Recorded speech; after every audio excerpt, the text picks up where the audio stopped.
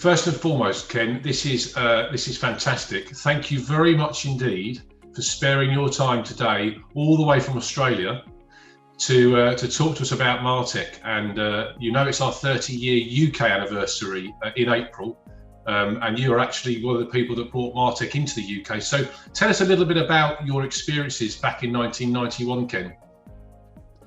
1991, I think it goes back a little bit further than that. I first became involved with Martec in 1989 when I was general manager of a Toyota dealership. And one of the Martec people, a guy called Phil Goodrick, introduced the program to me, and I thought it sounded like really good sense to me. So I installed the program in 1989. I have to say, I had to work my bum off to get my salespeople to take it on board and do it. And then I had to work even harder to get my managers to manage it properly, as you would be well aware. But I loved it so much. In May 1990, I joined Martec as a consultant. I really took it on board. I loved it. I'd learned the script absolutely fantastically. I found I loved the consulting, but I also loved talking to dealers. And in the next 12 months, between 1990 and 1991, I signed up more dealers than they'd signed up in the last 5 years.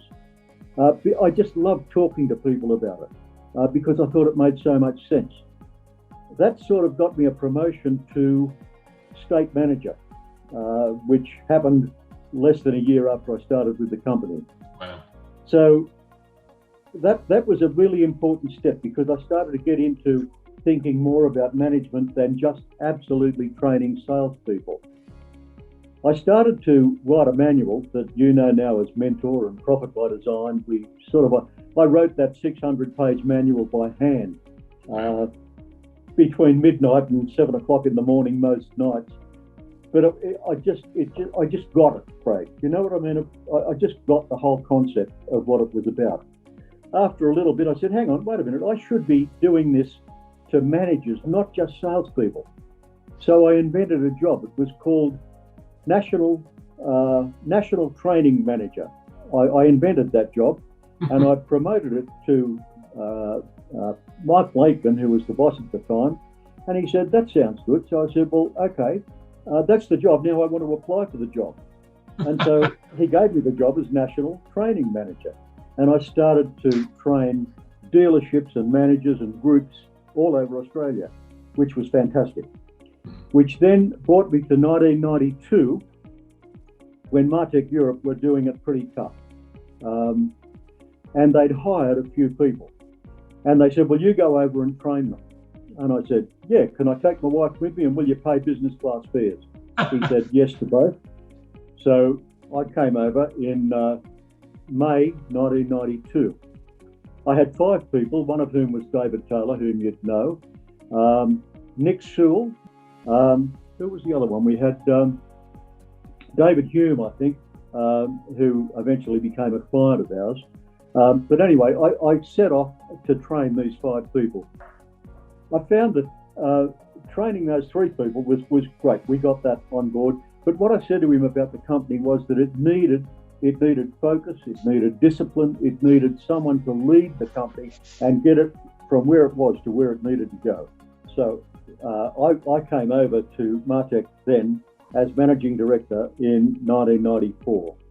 We started to do a lot of different stuff in 1995. We went out and did management seminars. We did prospecting nights. No one had ever done a prospecting night. Neil and I went down to Sid Cup and did a night down there. I think we finished up with about 15 sales over a week.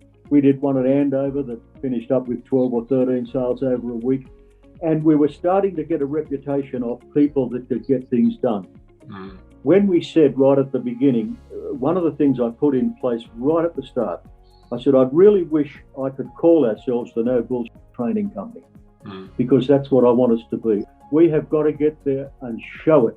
So every time you go to a dealership consultant, you have to not only take every call that comes in, you have to follow it up and make sure that something happens with it.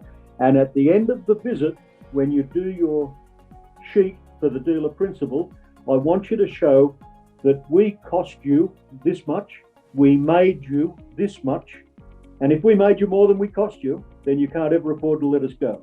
And that's the attitude that I tried to instill. And I have to say I was probably a hard ass, but I had to be a hard ass. Mm. The customers had to understand that what we were selling was what they needed. Yeah. And the only way we could do that was to show results. And that's that moment you just said there, 95, that sounds to me like the step change in the business from being a consultancy to change makers. You know, you went from being a business Absolutely.